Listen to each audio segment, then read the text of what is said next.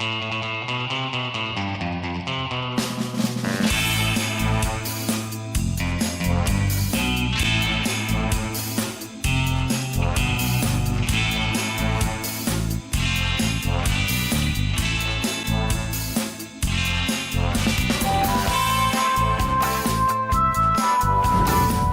everybody, thanks for tuning in to Red Dirt Rods.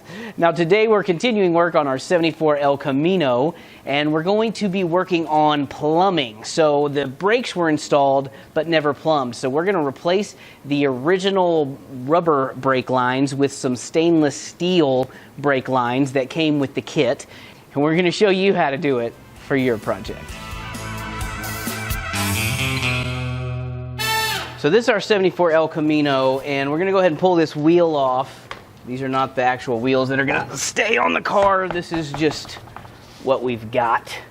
So the brakes have already been done on this car. It's already got the new calipers, but they're not connected to the master cylinder.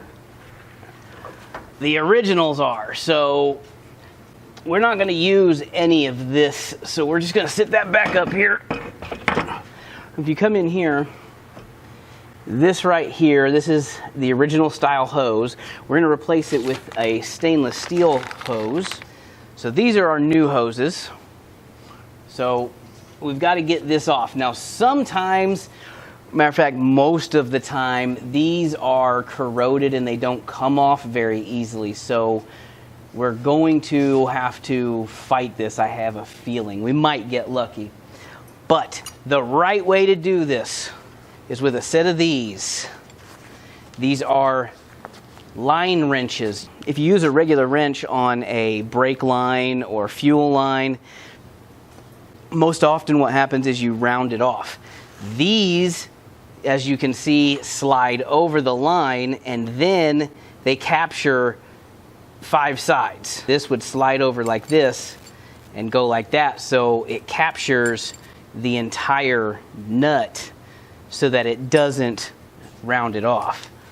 All right, so the factory line on this car is 7/16, and so that's the one we've got. So we're just gonna see if we can get that, and it worked. Important note, anytime you're working underneath a car or sticking your head through the fender like I am, make sure that the car is safely supported with jack stands. It's really easy for a car to fall and kill you, and that's no fun. That's not hot rodding. All right, so I'm just gonna take a screwdriver and pry up on this little tab here. Sometimes these come off easy, sometimes they don't. There we go. That one did. And now the brake line is loose, and we can take this old caliper out. The brake kit that was originally ordered for this comes with a new clip and your new hose. Sometimes it's perfect and sometimes it's not. This is one of those not times. So these just slide right in and this will hold it in place like that. Usually with a new one you have to tap it down.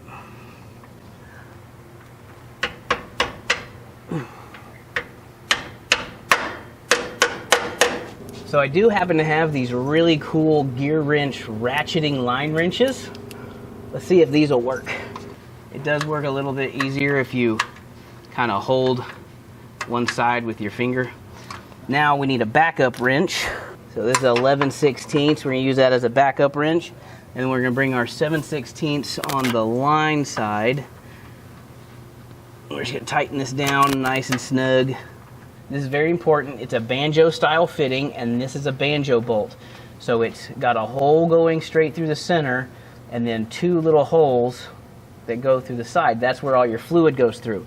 You have to have every single time you disconnect or even loosen one of these, you have to replace the copper washers. That's very important because that's the only way it seals. So we're gonna put a copper washer on the top of the bolt and then a copper washer under the bolt. You have to have both. And then we're gonna hold this line in here. We want it to face upward. Now you can use a ratchet or a regular wrench on this, but this is what I've got in my hand. Hold the line so it doesn't move. There we go. Okay. So these are universal calipers. They can be mounted left and right. So because of that, they have a bleeder screw at the top and a bleeder screw at the bottom. You're going to leave the bleeder screw at the bottom closed, and you're going to bleed from the top. Always bleed from the top, because that's where your air is going to naturally settle, and you don't want to get an air pocket. Let's make magic.